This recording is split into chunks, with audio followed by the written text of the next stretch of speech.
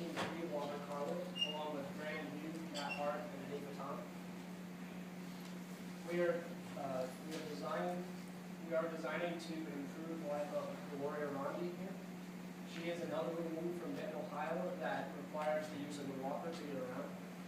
So this would be a problem, except whenever she has to go someplace, she requires the help of someone else to go with her so that she has that person load and unload the walker into her car for her. But she's pretty independent, so she doesn't want to have to rely on someone else. She wants to be able to do it by herself.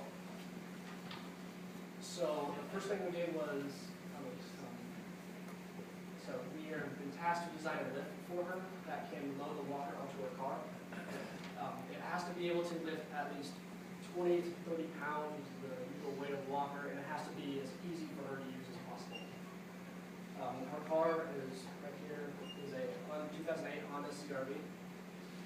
So the first thing we did was we went up to Benton and visited her to meet her in person and to assess her physical capabilities as well as measure the dimensions of her car and her walker.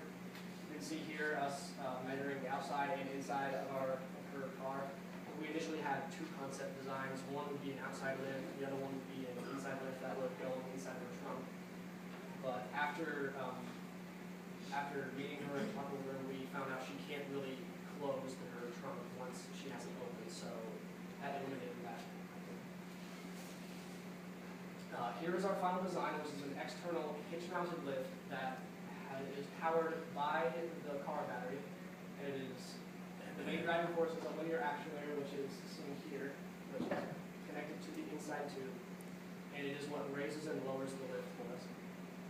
These two holding bars here on the platform, as well as the holding bars right here, are completely adjustable, so that they can be moved around to meet the dimensions of the walker that you were using, as well as once the lift is activated with the walker onto it, the walker is sandwiched in between the holding bar and the platform, keeping it in place so that it doesn't move or it gets knocked off whenever she hits the bump or she's driving.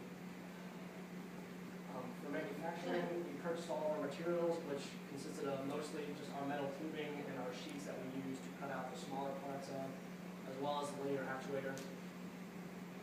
All the machining, most of which took place on the vertical mill, which we used to drill our holes and to mill our tubes down to size, and the horizontal and vertical bandsaws, which we used to cut our tubes down.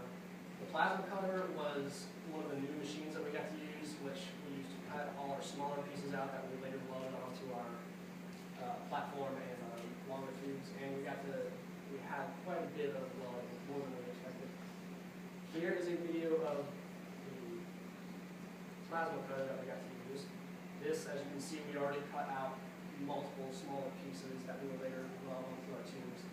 This was a lot of fun to use because this was a bit of a challenge as well, because we had to pretty much learn how to use this along with the machine shop instructor. And we also, there was other teams that got to use it, so we had to learn together how to use that. And here is a video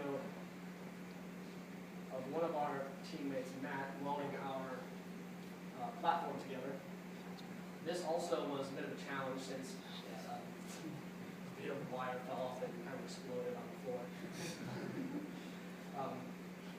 None of us had ever welded before, so this was a bit of a challenge so that we could learn how to do that and try to make the best weld we could, which we still have to grind some of those down because most of them are pretty messy.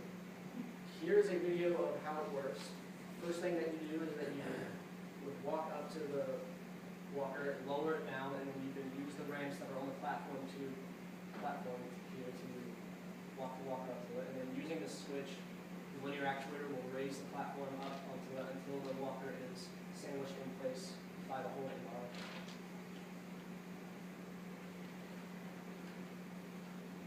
And then once you reach your destination, you basically just hit the switch again, and it will lower as the linear actuator until it hits the bottom, and then you can just walk off. And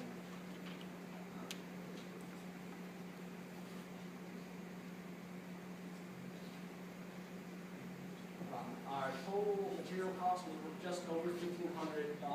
Most of that would consist of a linear actuator. That was by far our most expensive material that we had to purchase. And the total manufacturing time was around 2 months to finish, to purchase and manufacture all our material together and assembly was. We believe that our product can be used to help others. It is good for pretty much any roller walkers, as the wheels can fit, as you see here, in between these two holding bars. It can be attached to any vehicle that has a hitch mount, a 2-inch hitch mount, and it can be, we believe that it can be used to hold other electrics, like other products such as scooters, wheelchairs, bicycles.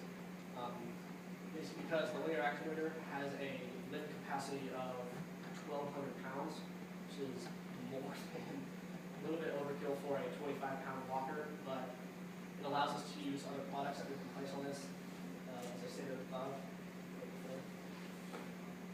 And like as I stated before, these two bars can be adjusted to meet any dimension of whatever roller walker you have, and this can also be adjusted to fit the height of that too. For our future, we still have to add our wear resistance. We have to grind our welds down, and we need to paint our walker, our lift there. We also have to deliver this to Gloria and install it for her onto her car. Also, we need to add reflecting strips so that whenever she's driving at night, people can be able to see it, and also have a license plate holder somewhere on the tube or somewhere on the walker here on the bar, so that the license plate is not obscured by the walker. We have not received any customer feedback yet, unfortunately, due to the fact that our customer took a bad fall recently and broke her arm. So our meeting her in person and getting her feedback has been delayed a bit, but we do look forward to finishing this and installing, driving it again to install it for her and getting her feedback there. We would like this time to give a thanks to Gloria Ronde and her son Kip Ronde from the previous presentation who gave us this project and let us help them, as well to our mentor Terry Russell, who took the time to give us any advice that he could and help us out as much as he could, as well as Team 6, who also worked with us to understand the plasma cutter and troubleshoot that. And we would invite you after this to visit our table for any questions that you might have. Thank you.